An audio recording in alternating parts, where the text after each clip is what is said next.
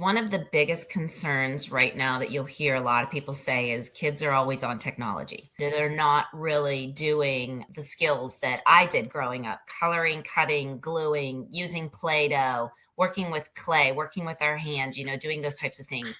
Welcome to another episode of the Holistic Sister Circle. Today we have Polly Benson here with us. And Polly, I'm super excited for this. For those of you who don't know much about handwriting or motor skills or just child development overall, Polly is your friend here. So we're super excited to dive into this topic.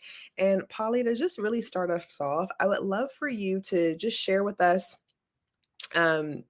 what drew you honestly to occupational therapy and specifically to working with children?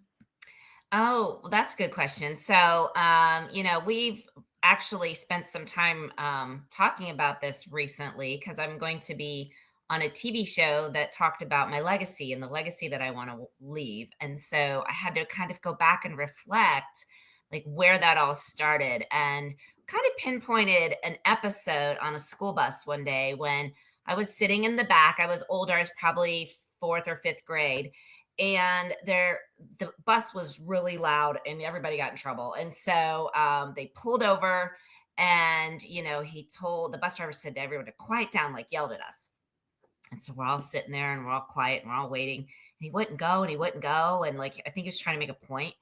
And this little girl beside me started crying, and she was like a kindergarten, first grade, like really upset. And so I'm like, don't worry about it. And so I went up front and I said, "Hey, can we go? There's little kids crying in the back."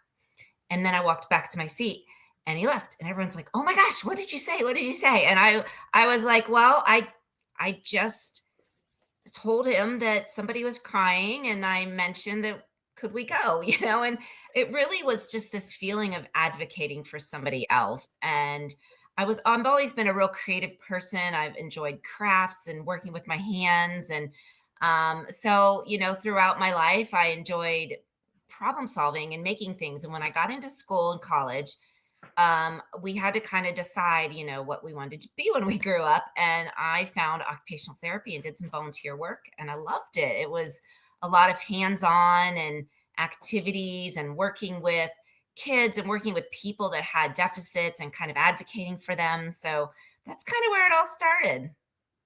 I love that. Well, one, thank you so much for sharing. I'm like, we've talked a few times and we actually never talked about that. So I'm like, that's Yeah. awesome.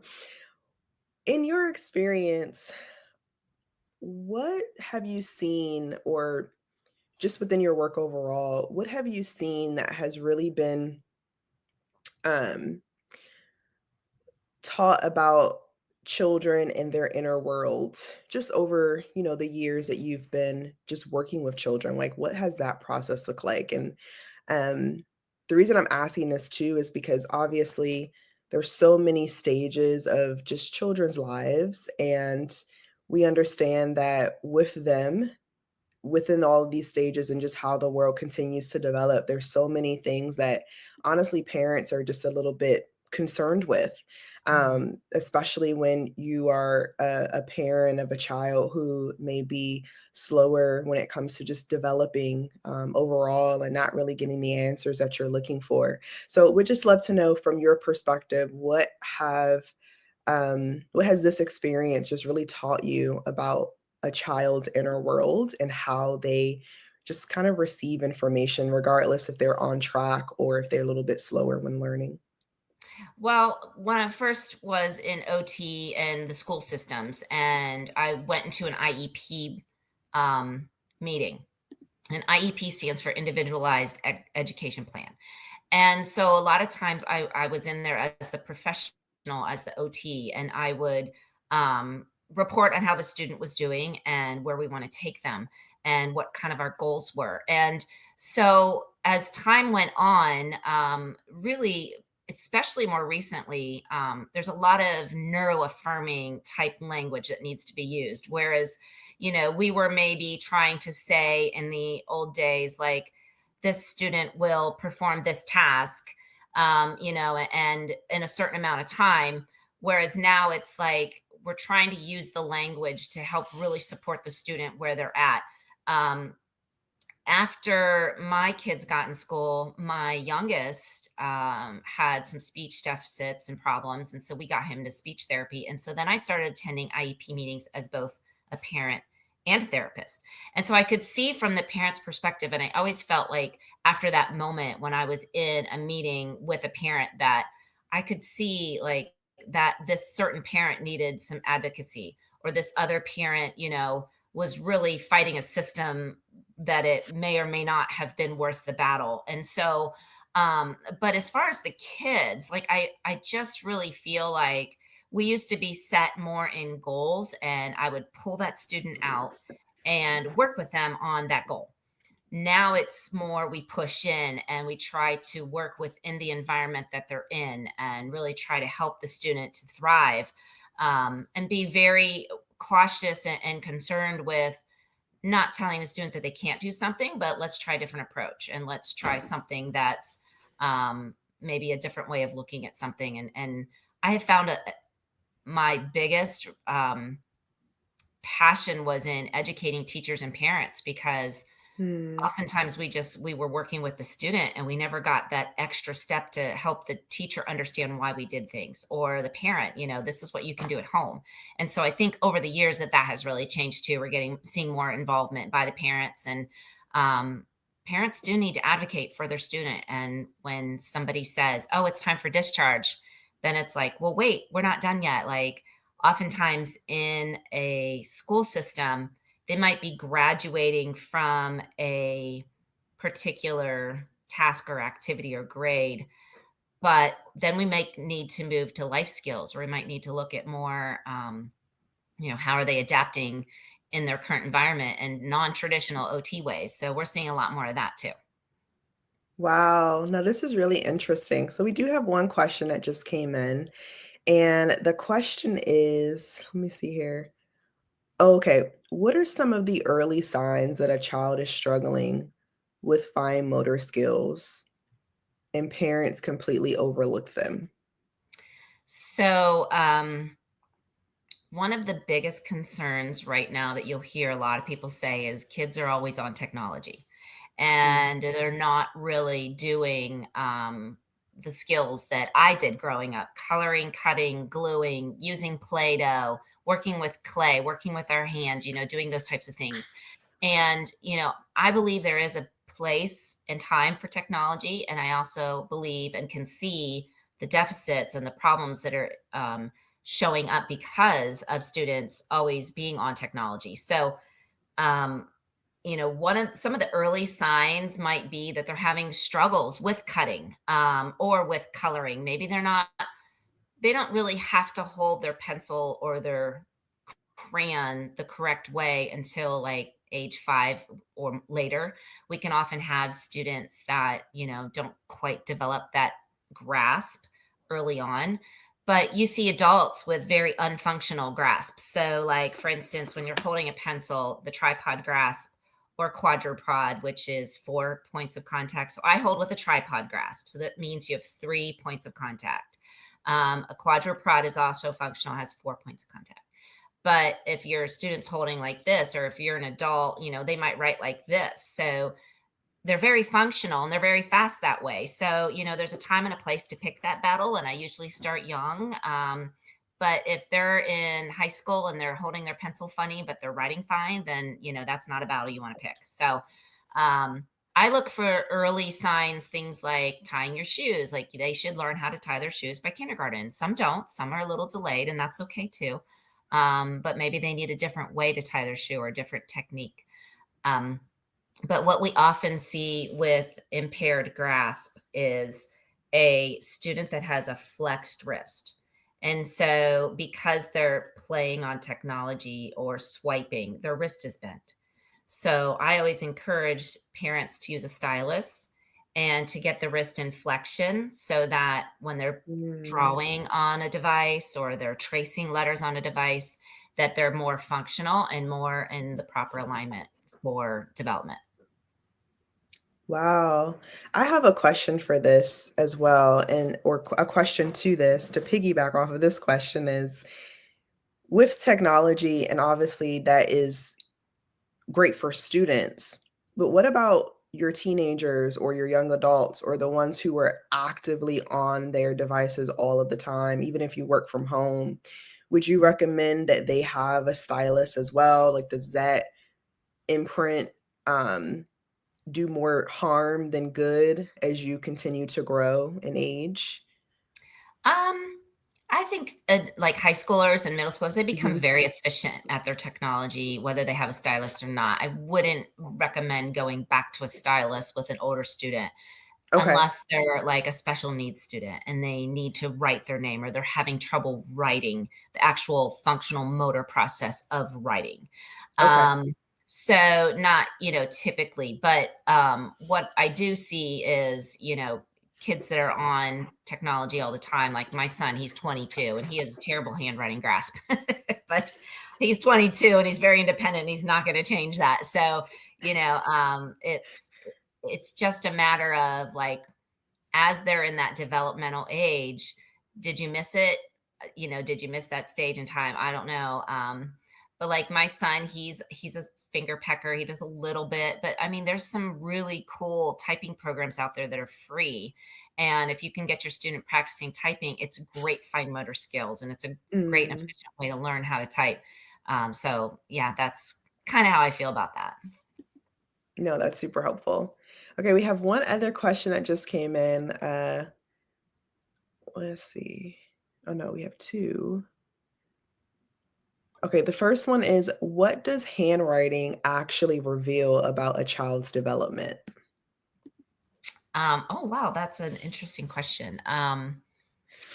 You know, when I look at a handwriting sample, if I'm not with a student, I'm looking at how did they actually write the, let's say, sentence. Is it super dark? Is it super light? So if it's super light, I can tell that they might be weak. If it's super dark, maybe they're having trouble with the feedback, the sensory feedback of the writing process. So they're pressing too hard because they need to get more information from the paper and pencil to their hand, to their brain. Mhm, Um, if a student has jagged writing, like it's not real smooth, okay, then I'm looking at, okay, now we have some control issues. So without ever even seeing the student write, I can look at the quality of the writing and I can also help to diagnose something to look at. mm, Kids that overlap their letters, they may have some visual perception trouble. They may need to work on spacing. If they're wearing glasses, or how's their visual acuity? We also look at their ability to erase and correct. So, erasing is a skill as well. And are they erasing a lot? And are they perfectionistic? Are they correcting? Those types of things I can look at by looking at a handwriting sample. And typically, as a parent, I would just recommend look at what's most obvious on your student's handwriting and then address that skill and talk it over with the student. I think it's really important to involve the kids in their goals. And if they have a skill they want to work on, then let's like focus on just that one thing. For instance, I had a student that was not using any descending letters. So their work sample J, G, Q, P, and Y were all on the baseline. They didn't dip down below the baseline. And mhm, so, is that important? Could be. You want to look at their legibility. So, if their legibility is impaired and that's something that you work on, then that might be something that would improve their legibility and just make them more aware. There's, for instance, like if you look at the H and the N, they're very slightly different, right? One's really tall and one's short. And so if they're writing really fast and maybe they don't have the attention span to take the time to slow down and make sure their letters are only half size or full size. So that's some of the reasons why I usually or why I recommend my Legiel Liners because they help students to kind of differentiate that placement and helps them to maybe strategize their um, legibility goals so that then they can practice their handwriting better. I love that. Thank you Yeah. so much for sharing.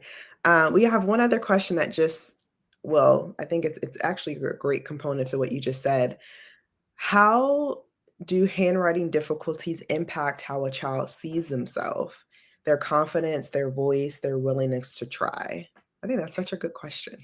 Yeah, that is a great question, and oftentimes, it's not so much the student as much as their peers, and, Mm, one of our students worked with, and I have this whole story on YouTube, it's great.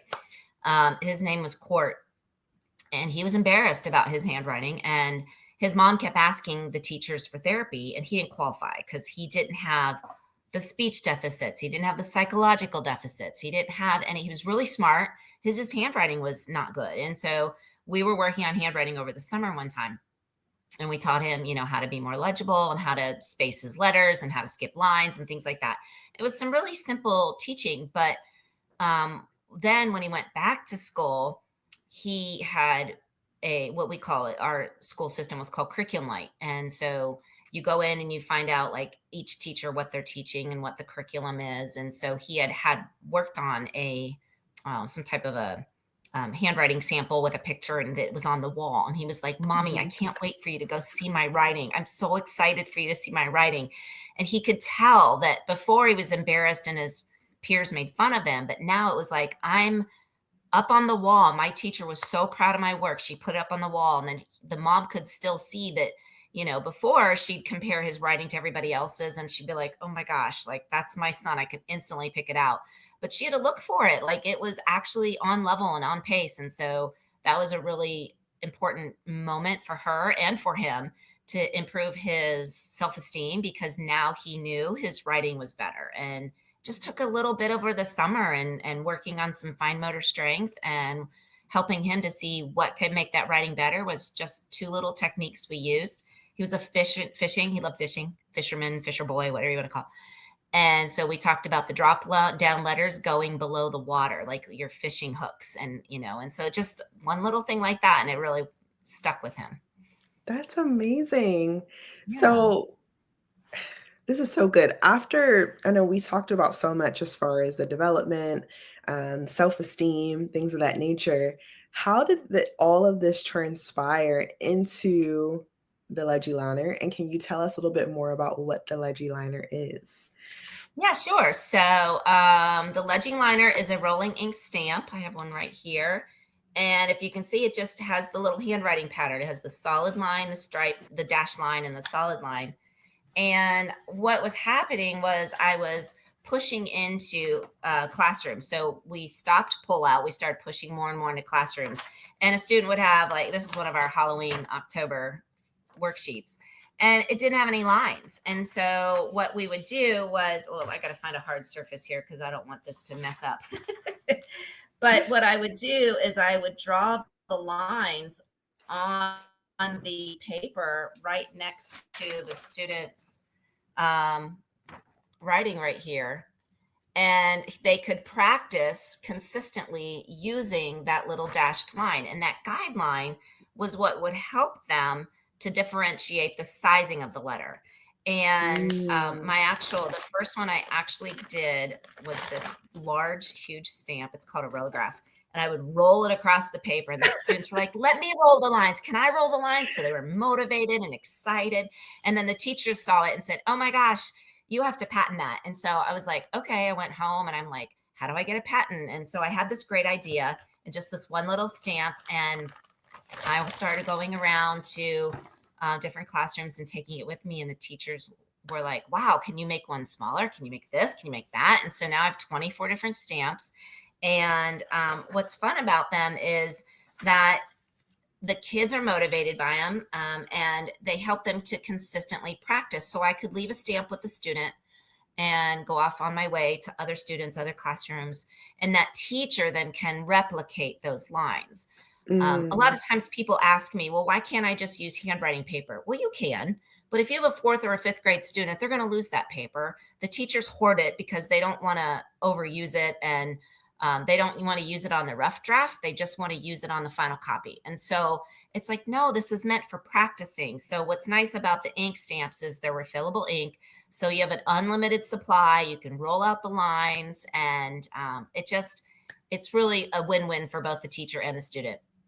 And so from there, then we went into different shapes, different curriculums, like certain curriculums. There's a handwriting without tears, or they now go by uh, learning without tears. So they have a specific type of line in boxes. So I made some letter box stamps. We have a music staff. We have now ones that are shaded. And so the shading helps that student with the lowercase visual cue. And so this is my brand new one that's coming out next month is a shaded lower half. You see how that's shaded? Mhm. And so let's see if I can draw this out real quick and show you that. But what's exciting about the shading is that it gives that student the feedback that they need, that this lower half is where that letter goes. Let me draw that again. So this lower half is where the Oh, lowercase I see. letters. And so sometimes with students that have ADHD or visual issues and things like that, that can help them to notice, like, okay, that's where that lowercase letter goes. So that's been kind of a fun one that we brought out of development and is coming out next month. So yeah, exciting, exciting. We have 25 different patterns now. We have some that do math problems. We have a number line. My other new one is this giant square, which I'm super excited because this giant square, let me show you something real quick. This one can be used for special ed students that are specialized instruction that need one letter per box. It's large, but we Okay. can do like little comic strips. We can Oh, do reward cool. charts. We can do visual schedules. So if we have students that learn differently and need to know, like first we're going to do this and then this, and kind of a visual schedule of what happens each day. So that one's kind of exciting for me. That one's coming out next month too. So yeah, This is we're super so excited. exciting. I love Yeah. this. Can you tell us, okay, if anyone wanted to connect with you further, wanted to learn Mhm. more about Legiel Liners, like what does that process look like? How can we be involved?